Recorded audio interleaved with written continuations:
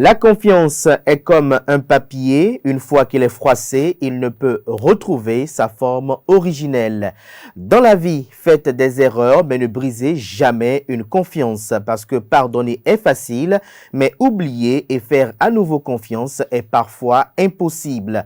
Tel un miroir, la confiance, une fois brisée, ne se répare pas.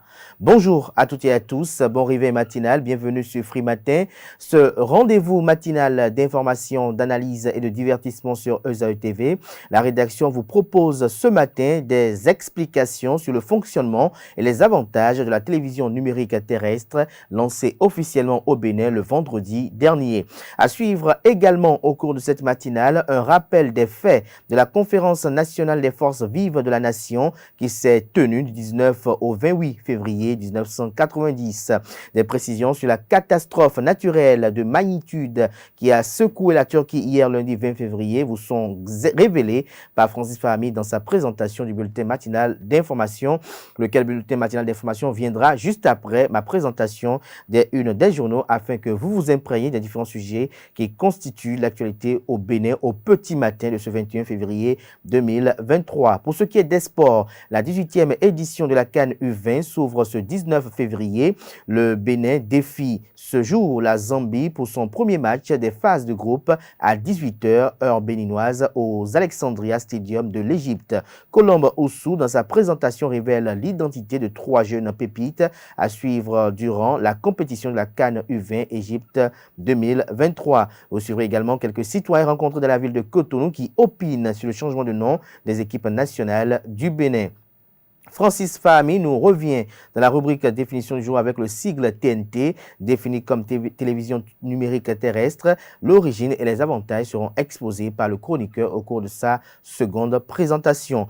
Au regard des prédictions recueillies par Anel Dou, le signe le plus chanceux est le cancer. Natif du signe, des opportunités peuvent survenir dans votre carrière, favorisées par les astres. Sachez les saisir. Cela aura un impact positif sur vos économies. Voilà l'essentiel à retenir du sommet de ce matin, chers amis internautes. On démarre juste après la pub de l'ESAE.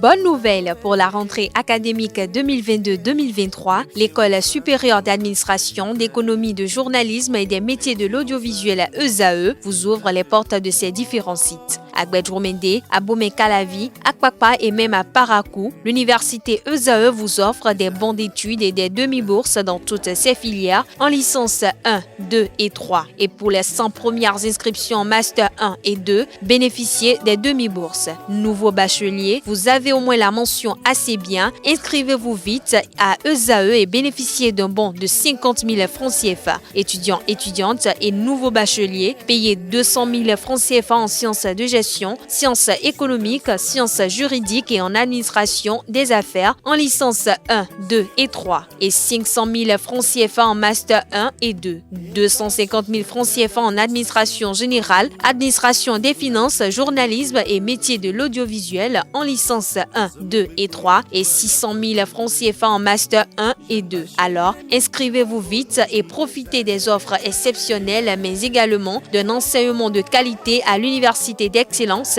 ESAE. Infoline 90 93 65 21 ou le 98 98 14 00. ESAE, l'excellence a un nom.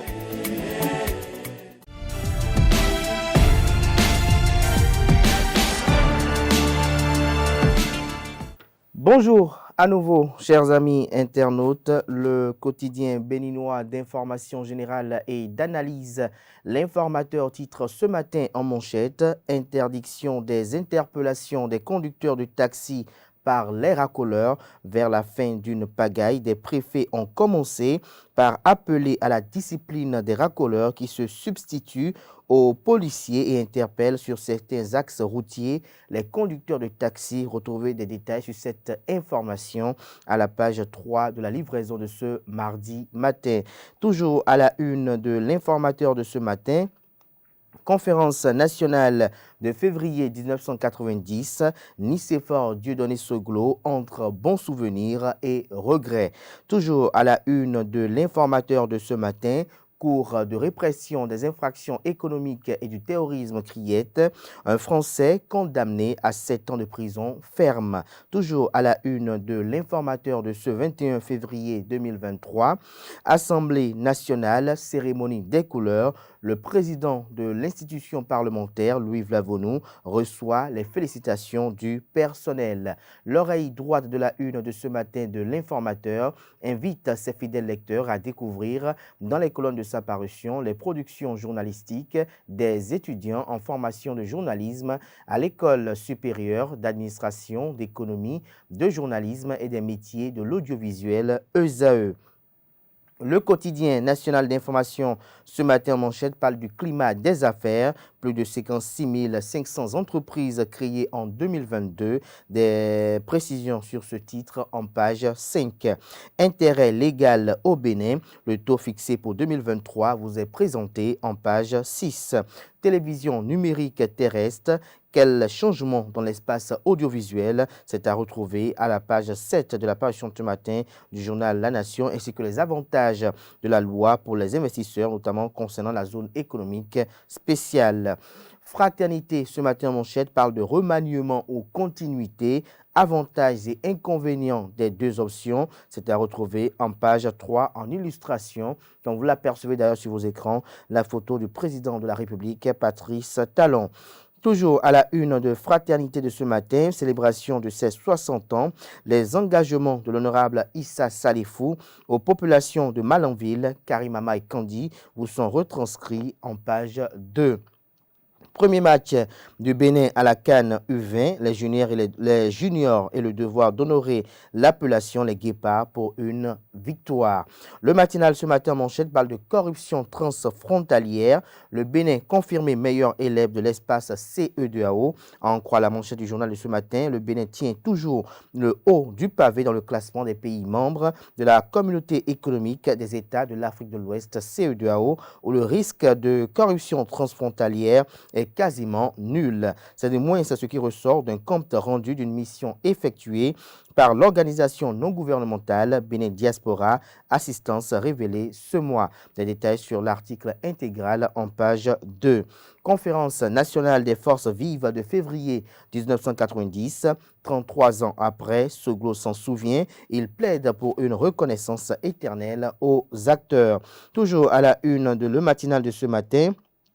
Animation de la vie politique au Bénin, l'opposition viciée par l'incurie et l'ego. Nous passons à présent à Matin Libre, Assemblée nationale 9e législature, les vieux routiers poussés vers la sortie, estime le journal, une cure douce et progressive en cours. Vous avez en illustration les photos de 10 députés élus pour le compte de la 9e législature. On peut voir en outre le directeur de la communication du parti politique Bloc républicain, Janvier Yawedéou. Nous pouvons voir également le député d'Akwe Sossou, vous avez également Issa Salifou, vous avez Edmond Agua, vous avez Robert Guillon, vous avez également Benoît Assouan Degla et Nassiro Arifari Bako. Des détails sur l'article du journal en page 2 de sa livraison de ce mardi. Liberté de presse au Bénin, les démocrates condamnent l'arrestation du journaliste Maxime Lissanon. Des détails sur l'article du journal à la page 9 de la page ce matin de Matin Libre. Le Béninois libéré communique ce matin en manchette. Comme se confiant au Père Céleste de qui il attend le soutien, l'émouvante lettre ouverte de Evra Soussoupé de Tiens DSCOM à Patrice Talon, en croire les quelques lignes dont le journal nous fait savoir à la ligne, c'est avec l'affliction de 8 pères de famille et le désespoir de 2 mères portés dans cette humiliante épreuve par des parents, alliés et amis proches qui ont nourri pendant 6 mois l'espoir que justice sera faite, que le jeune et libre entrepreneur béninois, promoteur de la structure de marketing de réseau Tiens DSCOM, Evra Soussoupé a décidé d'adresser au président Patrice Talon une lettre ouverte. Ne comprenant plus ce qui se passe pour ses proches libérés par la justice, il ne sait plus à quel sein se vouer si ce n'est lui, le président Patrice Talon.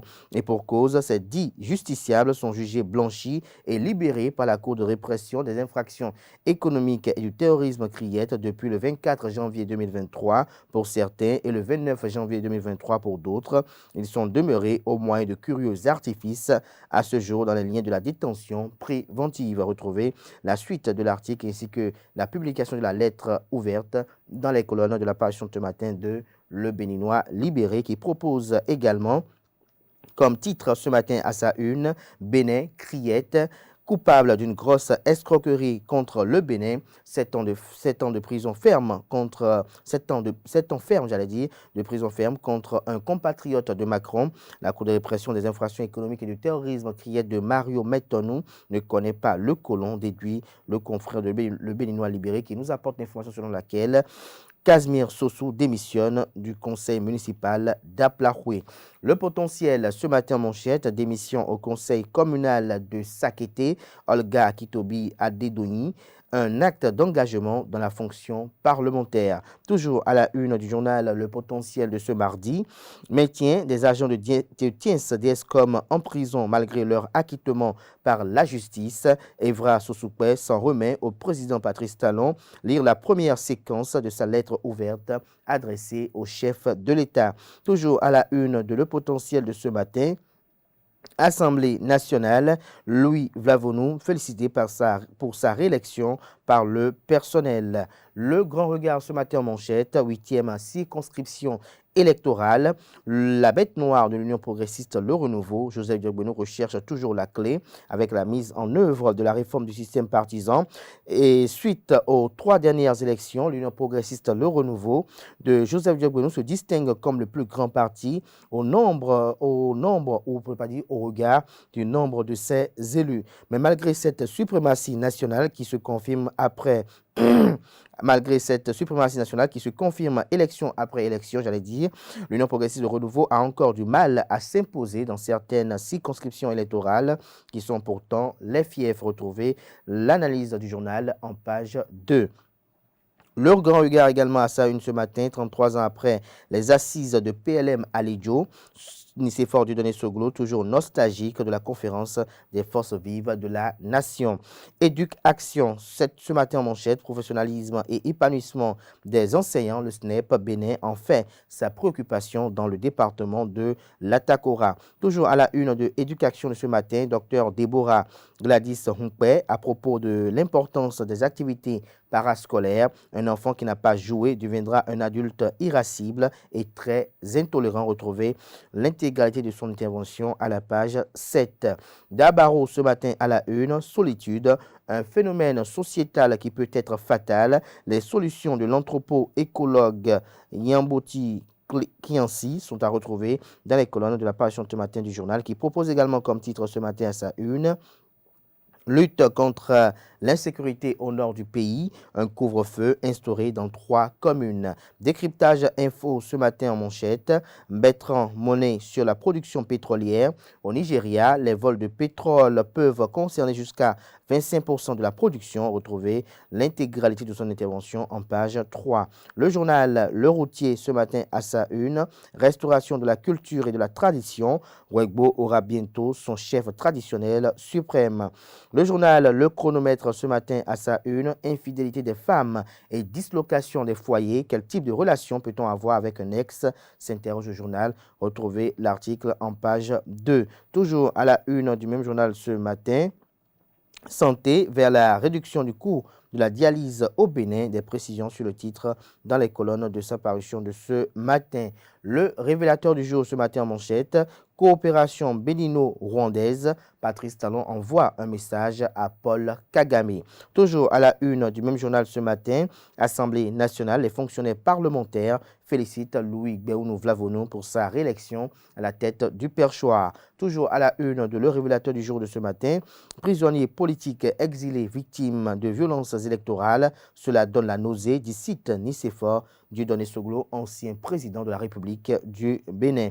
La couronne info pour boucler ce matin, corruption transfrontalière dans l'espace CEDEAO, les pays qui détiennent le record de mauvais élèves, enfin le Bénin absent de la liste. Des détails sur ce classement dans les colonnes de la parution du matin du journal ainsi que d'autres parutions du jour. Ce sera tout pour la présentation de quelques titres apparus ce jour dans la presse locale. Les quotidiens sont disponibles dans les kiosques, également accessibles en ligne pour ceux d'entre eux disposant d'un site internet. Francis Farami s'installe pour le bulletin matinal d'information.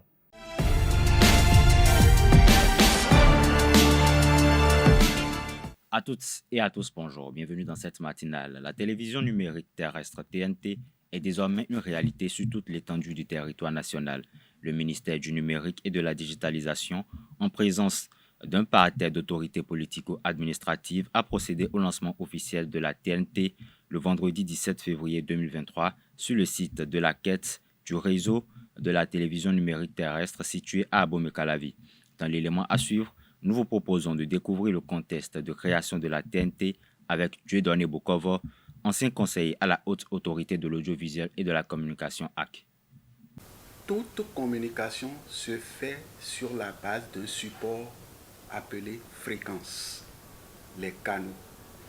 Et sur le plan international, l'Union internationale des télécommunications est chargée de répartir ces fréquences. Et ces fréquences commencent par être rares parce que en analogique, pour faire une télévision, il faut une fréquence. Autrement dit, il faut une fréquence ou un canal par télévision. Mais ce n'est pas extensible. Ce qui fait qu'en 2006, à Genève, l'accord a été arrêté comme quoi en 2015, précisément 17 juillet 2015, tous les pays vont passer en télévision numérique terrestre. Pourquoi? Parce que la technique utilisée ne permettra pas à tout le monde d'avoir les fréquences. Donc, ils ont changé la technologie pour pouvoir faire face aux besoins. Donc, affaire de passage d'analogique en numérique en question, ce n'est pas un effet de mode, c'est une nécessité technologique. Donc, c'est sur cette base que les pays se sont regroupés. Et comme vous le savez, la fréquence en question est comparable au vent. Il n'y a pas de vent béninois, il n'y a pas de vent togolais. Donc pour ça, les experts se retrouvent à Genève chaque 10 ans pour parler de cette répartition. Comment faire pour que tout le monde puisse en bénéficier? C'est ce qui justifie l'arrivée de la télévision numérique terrestre. Et dans chaque pays, il y a le répondant de l'Union internationale de la télécommunication. En ce qui nous concerne, c'est la HAC qui est chargée de la répartition des fréquences. Ceci dit, notre pays s'est lancé en créant ce qu'on appelle Commission nationale de migration de passage d'analogique en numérique en 2013, CNMAN. Après 3 ans, on a fait le point et le gouvernement a encore créé ce qu'on appelle Comité de pilotage de la télévision numérique terrestre. Maintenant, ils ont fini l'installation. Moi, j'ai le décodeur depuis 2019, précisément 15 mai 2019, j'ai déjà le décodeur dont je fais partie de ceux qui ont été sélectionnés pour voir la qualité technique. Donc, ceci dit, passage d'analogique en numérique, c'est une nécessité technologique. Toujours avec l'ancien conseiller à la HAC, découvrons à présent les avantages de la TNT ainsi que son fonctionnement. Ce qu'on aurait gagné en passant d'analogique en numérique, c'est la qualité de l'image, la qualité du son. Ce que modulation de fréquence FM représente à la radio, c'est la même chose que TNT, télévision numérique terrestre, représente à la télévision. Maintenant, l'autre avantage est que tout ce que nous connaissons aujourd'hui comme télévision vont devenir ce qu'on appelle éditeurs de services audiovisuels. Ils vont perdre leur autonomie de diffusion. Et au Bénin, il y a 2 structures qui s'occupent de TNT du Bénin, à savoir SBIR, c'est-à-dire Société béninoise des infrastructures de radiodiffusion, et Société du Bénin Diffusion.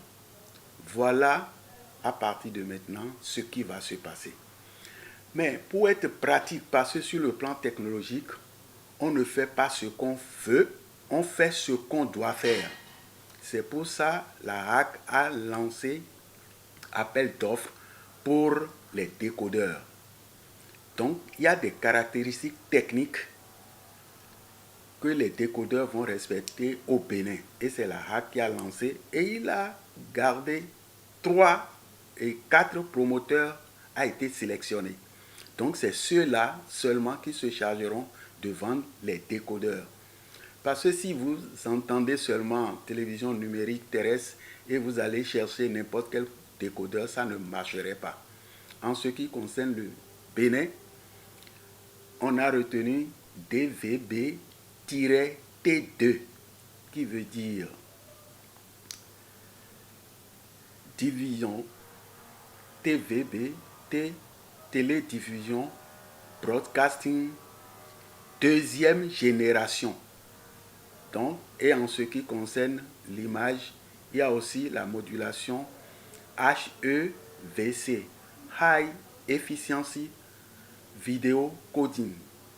Donc, en ce qui concerne vos téléspectateurs, il y a 4 promoteurs qui sont agréés par la RAC. Donc, c'est seulement ceux-là qui vont vendre les décodeurs. Et en cas de problème, si vous allez voir ces promoteurs, vous serez servi. Donc, pour exemple, pour prouver que j'ai déjà TNT depuis 2019, voilà les chaînes qui sont retenues pour IAORTB, qui est le numéro 1, BB24, numéro 2, Ado TV, numéro 3, TV Hémicycle, numéro 4, Canal 2 TV, numéro 5, Golf TV, numéro 6, Canal 3 TV, numéro 8, et Canal 3 et Eden TV, numéro 10, E-Télé, numéro 12, et TV5 Monde Afrique, numéro 13. Maintenant, numéro 14, TV 5 Monde. Numéro 15, TV5 Monde Style. Et 16, France 24. Donc, voilà les chaînes que vous pouvez capter gratuitement avec TVT Bénin. On poursuit cette matinale avec une information judiciaire. En cavale depuis quelques semaines, le présumé dignitaire de culte endogène, auteur de l'assassinat d'un jeune homme à Dangbo, département de l'Ouémé, a été arrêté par la police à Avotro, un quartier situé dans le 1er arrondissement de Cotonou. Pour la petite histoire, le 28 janvier dernier, le corps sans vie d'un jeune homme a été découvert au bord de la voie à Dangbo, dans le département de l'Ouémé. Ces assaillants, après l'avoir tué, lui ont coupé la tête et recueilli son sang pour des sacrifices. Remontons l'histoire pour continuer cette matinale. La nation béninoise a commémoré ce dimanche 19 février les 33 ans de la Conférence nationale des forces vives de la nation qui s'est déroulée du 19 au 28 janvier 1990. À suivre dans cet élément les moments forts qui ont marqué cette célébration, une réalisation de Nassirine Fatoumbi. Ce 19 février 2023 marque le 33e anniversaire de la Conférence nationale des forces vives de la nation béninoise, un événement qui a permis l'avènement de la démocratie au Bénin. En effet, le lundi 19 février 1990 s'ouvre à l'hôtel PLM Alédio de Cotonou la Conférence nationale des forces vives de la nation. Pendant 10 jours, les représentants de différentes sensibilités de la nation ont posé les bases de la nouvelle République béninoise. Le Bénin est était dirigé par le général Mathieu Kérékou depuis le coup d'État du 26 octobre 1972. La conférence s'achève le 28 février 1990 par l'adoption d'une nouvelle constitution, celle qui sera approuvée par le référendum du 11 décembre 1990. La conférence nationale des forces vives de la nation a été organisée pour juguler la crise née des déboires économiques du Bénin. En 1989, au Bénin, la crise financière, économique, sociale et politique qui a commencé vers 1986 a atteint son sommet en ébranlant le pouvoir du président de la République du Bénin, Mathieu Kérékou. Cette crise a conduit, sous la pression du peuple et des forces extérieures, le comité central du PRPB, le comité permanent de l'Assemblée nationale révolutionnaire et le Conseil exécutif national a décidé en décembre 1989 de la tenue d'une grande assise nationale au cours du premier trimestre de l'année 1990. Il s'agit de la conférence nationale des forces vives du Bénin organisée du 19 au 28 février 1990 dans la salle de conférence de l'hôtel PLM Aledio de Cotonou. Le Bénin inaugure alors le modèle des conférences nationales en Afrique. Les décisions de cette rencontre ont non seulement mis fin à la crise généralisée, mais et surtout amorcé les prémices d'un nouveau politique et idéologique au Bénin. Au lendemain donc de cette conférence de 1990 et après la période de transition réussie de 1990 à 1991, le pays organise constitutionnellement depuis 1991 des élections législatives et présidentielles avec une alternance au niveau du pouvoir exécutif. Ce dimanche 19 février 2023, nous commémorons les 33 ans de cette marche amorcée par le Bénin depuis cette historique rencontre de bilan et de nouvelles perspectives. Culture à présent, arrivé au Bénin dans le cadre du Festival international des arts du Bénin, le photographe burkinabé Warren Sarré a exposé au parking des photos des tirailleurs sénégalais, une œuvre de longue haleine dont il parle avec émotion. Un extrait proposé par Kales Kitomen et Ulrich Amegankoué. Je suis venu au Bénin sous le FENA pour je présente mon travail de longue haleine, comme j'aime l'appeler. Depuis plus de 17 années, je parcours l'Afrique de l'Est et aussi la France pour retrouver les derniers survivants de tirailleurs africains, qu'on appelle les tirailleurs sénégalais. Je suis venu au Bénin 2 fois, où j'ai fait Parakou, Djougou et Cotonou. Je suis allé à Niamey 2 fois, où j'ai fait, au Niger 2 fois, où j'ai fait Niamey et Maradi. Je suis allé au Mali, et où je tournais dans un petit village. Et je suis allé en Guinée-Conakry, je suis allé au Sénégal, je suis allé en Côte d'Ivoire. Le Burkina, j'ai fait presque tous les villages au Burkina. Et je suis allé en France, où j'ai visité Angoulême, Lille, la Jura, Brive, la Gaillarde et Paris, pour essayer de trouver certains combattants français qui ont commandé nos tirailleurs sénégalais. Parce que nos parents parlent beaucoup de leurs commandants, de leurs caporales, aujourd'hui, qui sont souvent des généraux et des colonels qui sont à retraite. J'avais le nom et je suis arrivé à retrouver certaines personnes de cette époque-là qui sont exprimées, qui parlent des tirailleurs. Nous parlons de mémoire collective. Si on parle de mémoire collective, la recherche et la transmission ne doivent pas s'arrêter sur papier aux Africains. Il faut aller aussi enseigner cette histoire aux jeunes générations françaises et européennes. Voilà pourquoi j'ai l'intérêt pour moi d'ouvrir ce travail aux frères d'âmes, en allant trouver les frères d'âmes français dans les différents lieux où ils sont actuellement. Au-delà du travail de démarche des tirailleurs, qu'est-ce que Warren apporte de plus? Ce message qui est derrière ce travail, c'est aussi entreprendre nos jeunes, que ce soit africains et européens, d'aller puiser dans les tiroirs familiales, de chercher à se connaître. Nos parents, notre famille, ce n'est pas seulement papa et maman, grand-père ou grand-mère. Avant eux, il y a eu des personnes qui ont fait, grâce à qui nous avons nos parents, grâce à qui nous sommes là aujourd'hui. Nos enfants, nos petits-enfants doivent aller chercher cette histoire familiale. Quand vous vous connaissez, vous pouvez mieux vous accepter. Quand vous vous acceptez, vous pouvez mieux avancer. Warren Sarré attribue une fonction didactique à cette exposition, message qu'il tient à partager avec la jeunesse. Fierté, avec fierté. Avec fierté, vous avez remarqué et mon papa, Falombe Maké, qui j'ai mené ici, ça veut faire. Pour eux, c'est l'hommage qu'ils attendent depuis des années. Ce n'est pas qu'on vient dire, prends 10 millions, prends 500 francs CFA pour qu'ils soient heureux. C'est d'aller vers ces personnes, dire papa, je suis venu mémoriser votre histoire. Je suis venu vous rendre éternel. L'éternité, c'est ce qu'ils ont fait. Il est possible d'être éternel. Ce n'est pas quand on dit, quand on meurt, on va parler de mouvement à l'enfer. L'éternité, on peut être éternel maintenant. Ça dépend de ce que vous faites dans votre, comment on appelle, dans votre séjour sur terre. Comme j'ai dit, nous sommes des missionnaires. Dans votre mission, si vous devez rappeler correctement votre mission, vous pouvez rester éternel sur terre. Donc cette éternité, je le sens sur les visages quand ils me rencontrent. Et pendant que je suis là, souvent les enfants sont avec nous. Les petits enfants des citoyens sont avec nous. La transmission des mémoires commence déjà dans la famille. Donc j'insiste là-dessus. Aux jeunes qui m'assistent pendant que j'interviewe les grands-pères, prenez votre cahier, les yeux vos grands-pères, quand est content, interviewez-les, demandez-les, vous avez des possibilités aujourd'hui portables. Demandez à papy, qu'est-ce que notre histoire? Lui, il vient. Et comme ça, vous allez apprendre à vous connaître, à connaître votre histoire. Donc, je crois que c'est un double travail. Il y a la mémoire des tirailleurs, la transmission, il y a aussi inciter les jeunes de laisser leur propre histoire familiale. Parce que les informations au Burkina, pour moi, c'était le Burkina et puis c'est tout. À un moment, je me suis rendu compte, c'est ce qu'on appelle les tirailleurs sénégalais. Alors qu'aujourd'hui, nos pays, chacun de nos pays a son drapeau.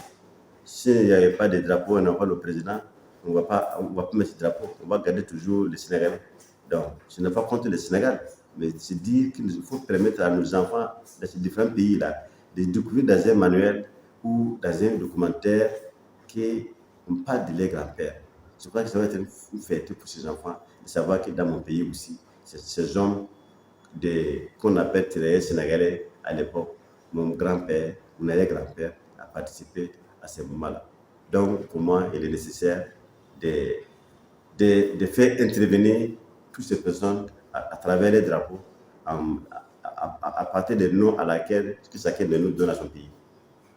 Dans un autre registre, l'Institut des artisans de justice et de paix, Chant d'Oiseau, a organisé le jeudi 16 février 2023 un débat public entre les organisations de la société civile, la mouvance et l'opposition. Les échanges fructueux se sont déroulés en présence de plusieurs personnalités politiques, religieuses et civiles. Le reportage, c'est avec Analdo. Paris gagné pour l'Institut des artisans de justice et de paix, Chant d'Oiseau, IAJP-CO. Le père directeur Eric Aguenounon et son équipe ont rendu possible le débat contradictoire entre organisations de la société civile, acteurs de la mouvance et de l'opposition. Réunis autour du thème « Prévention des crises en période post-électorale, responsabilité des organisations de la société civile et des politiques » et devant une assemblée riche en personnalités politiques, religieuses et civiles, les débatteurs, surtout les politiques, ont chacun affirmé leurs idées. Ce ne sont pas les réformes qui, entre griffes, sont la substance essentielle d'une contestation post-électorale. Non, c'est l'application de ces réformes-là, puisque les lois, comme il l'a dit tout à l'heure, elles n'ont pas changé entre 2018 et maintenant. Elles n'ont pas changé. Il s'est fait que l'interprétation qu'en ont fait les institutions qui étaient chargées du processus électoral ont abouti à ce que beaucoup de politiques et beaucoup de partis politiques soient, entre griffes, je ne dirais pas exclus, mais écartés de la course politique. Les lois n'ont pas changé comme il a dit, mais les personnes ont changé, les contextes surtout ont changé. Les contextes ont changé. Il faut reconnaître que si aujourd'hui, on peut considérer qu'il y a une opposition à l'Assemblée nationale, c'est dû à l'intervention peut-être d'un contexte nouveau et d'une décision de la même Cour constitutionnelle dont la décision en 2019, à travers le certificat de conformité, avait empêché les partis politiques d'exister au sein de l'Assemblée nationale. Quand on est un citoyen bien éduqué, on se range. Maintenant, le groupe là, sa composition, ce n'est pas le plus important. Il faut se battre pour se retrouver dans ce groupe-là plus tard. C'est ça le jeu démocratique. Le jeu démocratique ne consiste pas à se braquer Parce que j'ai ma grande sœur Evelyne qui se retrouve dans une institution et qui décide, l'institution décide, je refuse et je dis que c'est source de crise. L'interprétation des lois ne peut pas être source de crise. Ensuite, la course à l'enrichissement que mon voisin, ou la course au pouvoir. Il n'y a pas de course au pouvoir ici. Il n'y a pas de course au pouvoir. Ces conceptions sont des conceptions importées. Après des interventions et discussions vigoureuses, les participants ont eu à poser des questions et à faire des apports, de quoi enrichir le débat. Les panélistes ont chuté en proposant des solutions pour lutter contre les crises post-électorales. Si on ne s'écoute pas, si on ne s'assied pas pour discuter, on ne pourra pas proposer des solutions, on ne pourra pas alerter. Donc il y a également le plaidoyer. Et ça, je remercie beaucoup le clergé catholique qui joue ce rôle-là déjà. Je voudrais les exhorter à continuer encore dans ce sens-là. La négociation, il faut négocier l'éducation aux droits humains, la sensibilisation. Je pense d'abord qu'il ne faut jamais se souhaiter une crise post-électorale. C'est le premier ingrédient pour lutter contre les crises post-électorales. Il ne faut jamais se les souhaiter. Et il faut apprendre de ce qui s'est passé chez nous et ce qui s'est passé ailleurs. Pour éviter les crises lors des processus électoraux, je ne parlerai pas seulement de crise post-électorale. Il y a une bonne volonté politique à avoir, l'honnêteté et surtout la confiance en nos institutions. Qu'on éduque nos enfants, qu'on apprenne à nos enfants à avoir le respect des lois, le respect des règles. Si nous ne faisons pas ça, nous allons inventer des crises qui n'existent pas et qui n'existeront que dans nos têtes.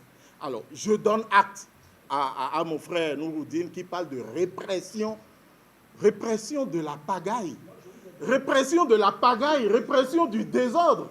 Moi, je pense qu'un État bien constitué ne laisse pas des chasseurs rentrer dans la rue pour barrer la voie. On réprime cela. La réussite de cette conférence débat est une satisfaction pour le père directeur de l'IAJPCO. Lorsque l'initiative a été prise, mes collaborateurs m'ont dit, mon père, vraiment, qu'est-ce que sera ce débat-là? Tous avaient peur. Ils avaient peur. Et je leur ai dit non, il est possible de débattre de façon contradictoire encore. Parce que moi, je crois en ce que nous sommes. Je remercie chacun de vous.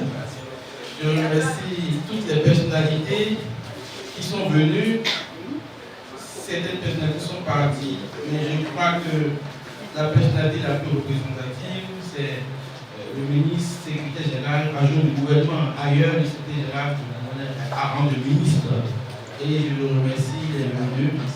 Je remercie le ministre Daniel Solo qui était là aussi et toutes ces personnalités, anciens députés, ministres. Donc il est possible dans notre pays de se réunir et de débattre ensemble.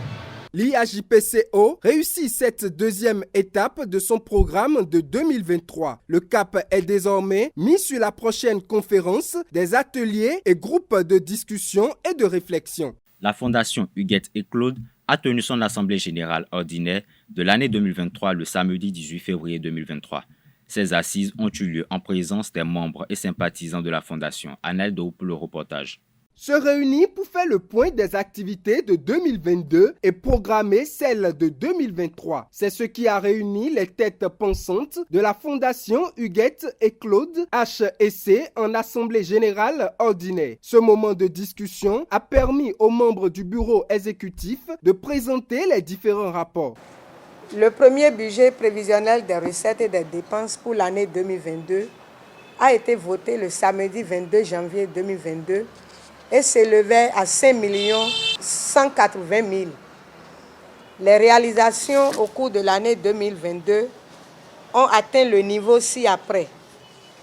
Les recettes exécutées telles que ça se présente dans vos documents y incluent le résultat de 2021 qui est de 123 900, dont toutes les recettes confondues étaient 928 900 de francs CFA. Les dépenses exécutées y inclut le solde positif de 124 845 francs CFA pour un total de 928 900. Les recettes de l'année 2022 sont constituées comme ci-après. Nous avons les frais d'adhésion, 90 000 francs, les cotisations annuelles, 403 000 francs, les dons, 312 000 francs.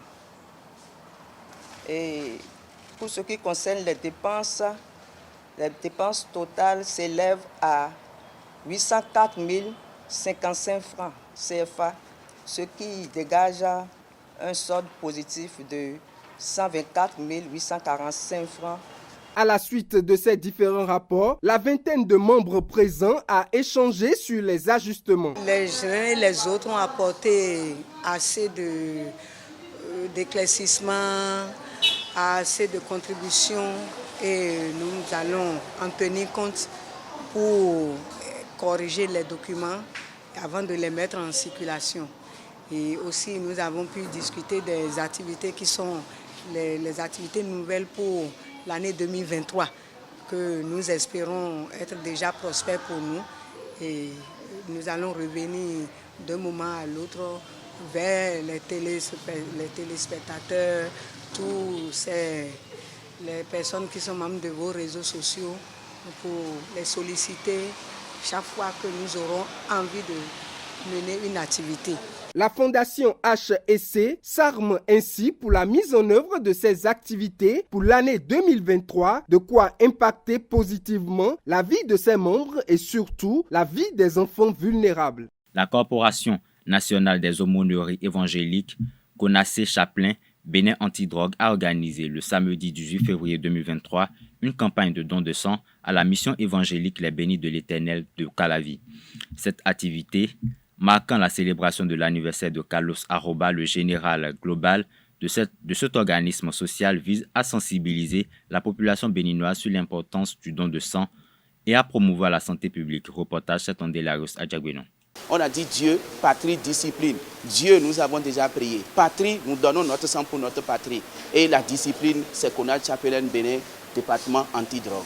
Les Conaciens béninois donnent un peu d'eux-mêmes afin de sauver des vies. Première activité officielle des aumôniers antidrogue de la CONACE Chaplin Bénin, cette campagne participe de la sensibilisation de la population sur l'importance du don de sang et honore le jour de naissance de leur leader. Nous avons initié cette campagne de don de sang ce 18 février 2023. Premièrement parce que c'est la date d'anniversaire de notre commandant global. Je voudrais nommer le général Carlos Aroba qui fête son anniversaire aujourd'hui. Et pour tous les Conaciens dans le monde entier, c'est un jour de jeûne et de prière. Nous sommes venus, nous avons prié pour le général Aroba et nous avons donné notre sang pour dire Christ a donné son sang pour sauver les gens, l'humanité. Au niveau de notre pays, le Bénin, nous avons donné notre sang pour sauver des gens. Une centaine d'aumôniers d'hommes et de femmes de Dieu se sont mobilisés ici à la mission évangélique Les Bénis de l'Éternel de Calavi pour poser l'acte humanitaire. Nous ne pouvons pas être dans cette unité sans matérialiser notre amour, sans matérialiser notre compassion.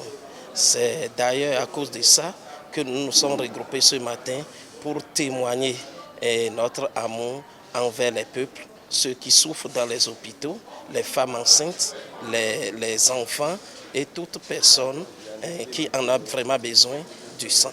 Et le sang, c'est un don de Dieu. Il n'y a pas encore une industrie qui soit en mesure de fabriquer le sang.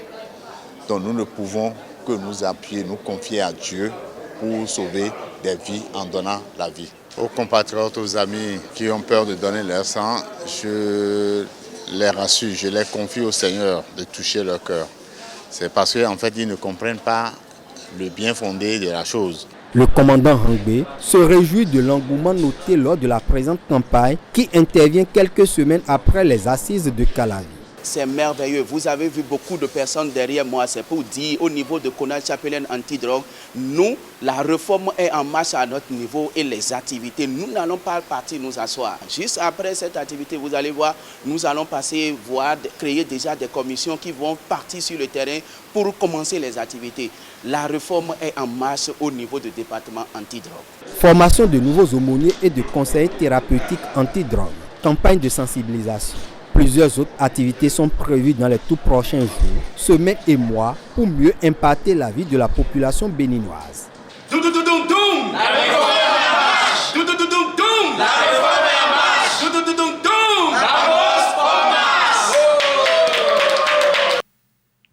Encore une mauvaise nouvelle dans l'actualité inter ce matin, la Turquie est de nouveau frappée par un séisme. Ce lundi 20 février, le sud du pays a été frappé par une catastrophe naturelle de magnitude 6,5. La secousse a suscité un moment d'angoisse dans une population déjà durement éprouvée selon l'AFP et a soulevé d'importants nuages de poussière dans la ville en ruine. Des ponts de murs, de bâtiments déjà fragilisés par la catastrophe du 6 février dernier se sont effondrés par la suite. C'est tout pour cette matinale. Merci à vous Francis Fahami pour cette présentation du bulletin matinal d'information. Billy Gaël Laibi vous retrouve à 19h pour la grande édition du journal télévisé sur ESAE TV. Place à présent à la page des sports. Amis sportifs, bonjour. La 18e édition de la Coupe d'Afrique des Nations U20 s'ouvre ce 19 février 2023 en Égypte. Le Bénin défie ce jour la Zambie pour son premier match des phases de groupe à 18h heure béninoise au Alexandria Stadium de l'Égypte. Mais avant, retenons que les jeunes désormais au complet suite à l'arrivée du joueur de Sumha SC Dodo Doku se sont entraînés hier lundi. Une séance d'une heure d'horloge consacrée à l'échauffement, à la prévention au jeu de taureau et à un jeu de transition sur les côtés avec finition. La CAN U20, au-delà du fait d'être une compétition, elle représente également une exposition pour les jeunes talents en quête de lumière. Quelques noms sont déjà cités comme ceux qui seront les attractions du tournoi. 3 jeunes joueurs pourrait faire grand bruit en Égypte.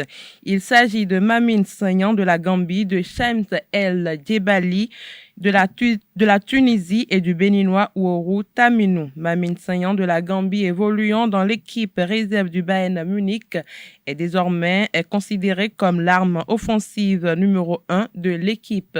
Le jeune joueur de 20 ans a d'abord fait ses armes dans les équipes de jeunes d'Offenheim avant d'être repéré par le club bavarois puis être promu en équipe réserve dès son arrivée.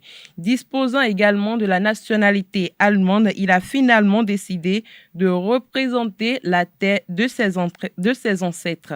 Et cela commence déjà avec les U20 en attendant l'équipe Fagnon, 8e de finaliste de la dernière édition de la CAN au Cameroun en 2022. Pourtant, le Gambien a pendant un temps fait ses classes avec la catégorie U19 de la National Manchot. Le Tunisien Shams El Djebali, milieu de terrain, est attendu comme la tour de contrôle des Aiglons.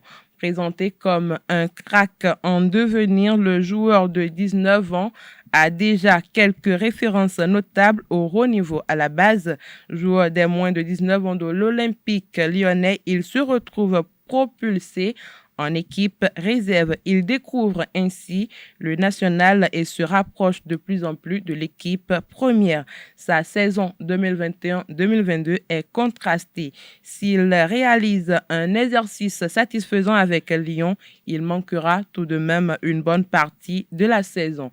Il se blesse durant le derby face à Saint-Étienne, un match comptant pour la Coupe Gambardella, compétition que l'Olympique lyonnais remportera, permettant aux Tunisiens d'inscrire une première ligne à son palmarès. Il a fait ses débuts avec la sélection tunisienne le 22 septembre 2022 remplaçant Ferjani Sassi lors d'une victoire 1-0 en match amical contre les Comores. L'équipe U20 du Bénin revient à la compétition après 10 ans d'absence. Ouourou Taminou est considéré comme un des meilleurs espoirs du football béninois. Défenseur pouvant également jouer milieu, Ouourou Taminou est un bon stopper, mais montre aussi de l'aisance balle au pied. Des qualités essentielles dans le football moderne. L'aventure dans la capitale lui permet d'effectuer un stage en France dans le club de Dijon. Le joueur de 20 ans a évolué dans le championnat national avec Aspac avant de s'envoler pour la Géorgie en 2022. Il se révèle un peu plus aux yeux du public sportif béninois durant le tournoi qualificatif pour la CAN U20 Égypte. Le Bénin atteint la finale mais est battu en finale par le Nigeria. Ouourou Taminou compte également des sélections avec l'équipe U23. Changement de nom des sélections nationales, les écureuils du Bénin deviennent Amazon pour les dames et Guépa pour les hommes. Cette information est rendue publique le vendredi dernier à travers un arrêté ministériel signé du ministre des Sports Oswald Omeki. Une équipe de la rédaction de Zaï TV a donc recueilli les opinions de quelques citoyens rencontrés dans la ville de Cotonou. Suivons ensemble. Changer le nom n'est pas l'essentiel. Kepa, Kepo, ce n'est pas l'essentiel. Le nom aussi suit ce qu'on fait. Quand tu dis que tu es, par exemple, le feu, que tu t'appelles le feu, je crois que dans ta vie là, tout ce qui va se passer avec toi, peut-être qu'il y aura un peu de pression ou bien ça va s'échauffer un peu entre les choses. Mais quand tu as un adversaire, quand l'adversaire attend le nom là, il doit avoir peur. Les Guépa fait peur à l'adversaire. Le Guépa, le nom de Guépa là, d'abord c'est un très bon nom et c'est un nom fort. S'il faut donner Guépa et ça va s'améliorer, tant mieux. Mais si on va changer d'écureuil à Guépa et ça ne va rien donner, c'est pas la peine.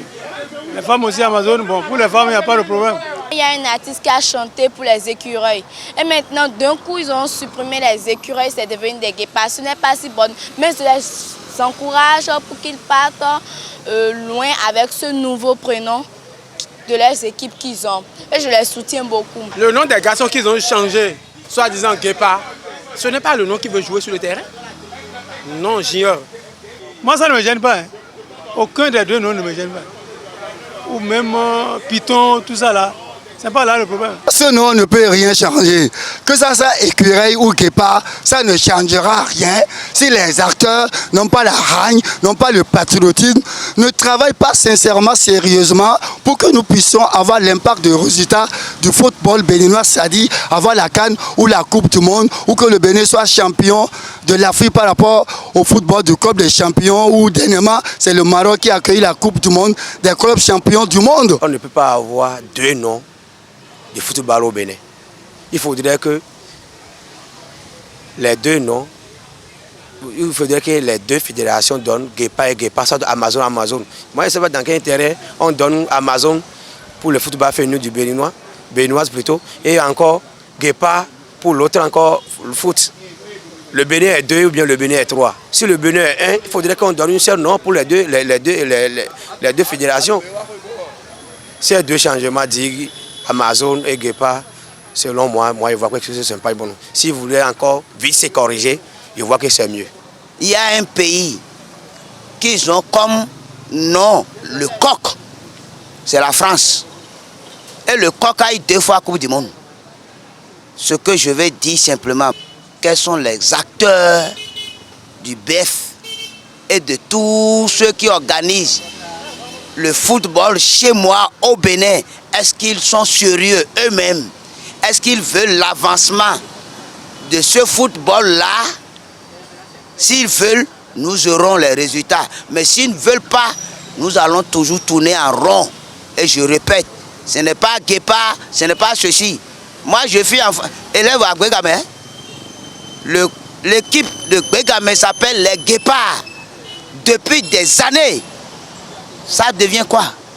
Oh, nous n'y a pas eu. Nous avons encore écrit le problème est dit encore dans le club Benetton. Ouais, il nous n'y a pas été écrit là. Pourquoi il y a écrit là?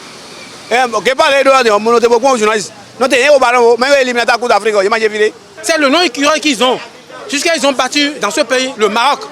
Tu n'as jamais vu dans l'histoire. Le Bénin a battu le Maroc. C'est le nom écureuil. Et le nom guépard. On ne comprend rien. C'est pas le nom qui veut jouer.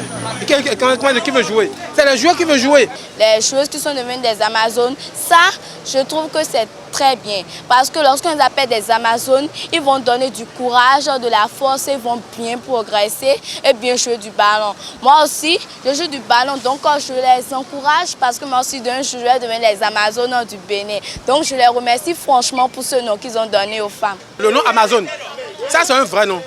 Oui. Femme Amazone a lutté pour quelque chose dans ce pays. C'est une grande lutte qu'il a fait d'être là. Donc les féminines aussi n'ont qu'à faire cette lutte et puis ils iront en avant. Bon, si c'est que nous allons changer le nom pour évoluer dans le foot, alors qu'est-ce qu'on attend? On n'a qu'à changer. Mais ce que moi je vois, est-ce que c'est changer le nom qui fera les écureuils des champions de l'Afrique? Non. C'est leur travail. C'est comment ils mouillent le maillot sur le terrain qui va qualifier qui on est, qui notre équipe est. Mais je vois qu'il y a aussi un côté, ce n'est pas seulement le financement le problème. Il y a aussi que nos joueurs là, on n'a qu'à essayer aussi si c'est qu'il faut mettre un peu à touche les joueurs qui sont là et aller recruter les jeunes dans les ghettos, dans la rue. Oui, on n'a qu'à se dire la vérité. Recomposez votre fédération béninoise. Parlez à les joueurs. Qu'est-ce qui ne va pas? Vous avez besoin de quoi? Qu'est-ce que vous avez besoin? C'est-à-dire, vous voulez quoi? Parlez aux joueurs. Il faut commencer par le faire. Il ne faut pas juste se focaliser sur les joueurs qui sont à l'extérieur ou bien ceux qui sont là. Même moi, le ballon, mais au Bénin, même Bénin, on supporté, mais il faut que ça change. Pour finir, en respect des recommandations de la Fédération béninoise de football, l'association sportive du port autonome de Cotonou a signé un contrat de partenariat avec la Fondation Amos Langenfin Football Club de Zobodomain. La signature de cette convention intervenue il y a quelques jours seulement est un gros coup réussi par le président Amos Langenfin pour la promotion de son club féminin de football. Cette démarche cadre avec la vision du chef de l'État qui ambitionne redynamiser et révolutionner la pratique du football féminin au Bénin. C'est tout pour la page des sports de ce matin. Merci pour votre attention. Merci à vous, Colombe Oussou, pour cette présentation des sports. Chers amis internautes, à sa suite, on installe à nouveau Francis Fahami qui présente la définition du jour.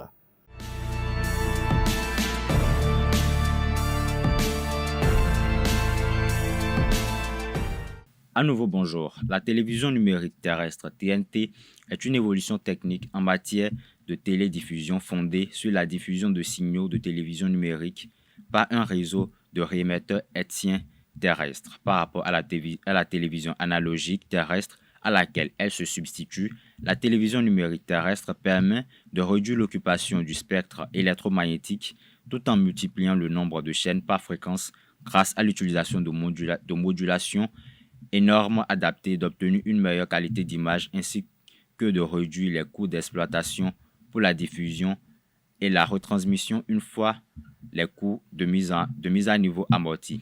La télévision numérique terrestre TNT se distingue par la télédiffusion numérique historiquement déployée par satellite et la télédistribution par réseau câblé pour lesquels les normes comme le digital video broadcasting sont adaptées. C'est tout pour la définition de ce matin. Je vous donne rendez-vous demain pour d'autres découvertes. Merci pour une fois de bon, Francis Fahami, pour cette présentation de la rubrique définition du jour. Une rubrique assez instructive sur Free Matin. On installe à présent le chroniqueur de l'horoscope du jour.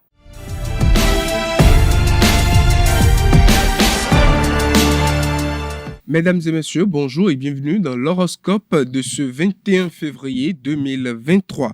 Aujourd'hui, nous parlons de votre aspect financier. Bélier, si vous avez été raisonnable lors de ces dernières semaines, les astres vous aideront à obtenir une revalorisation de vos finances aujourd'hui. Taureau, vous faites preuve de prudence avec vos finances. Vos achats du moment sont triés sur le volet. Gémeaux, à présent, Jupiter vous aide à bénéficier d'une certaine chance aujourd'hui. Un placement judicieux pourrait être valorisé. N'hésitez pas à prendre rendez-vous chez votre banquier. Cancer, à présent, des opportunités peuvent subvenir dans votre carrière valorisée par les astres. Sachez les saisir, cela aura un impact positif sur votre économie.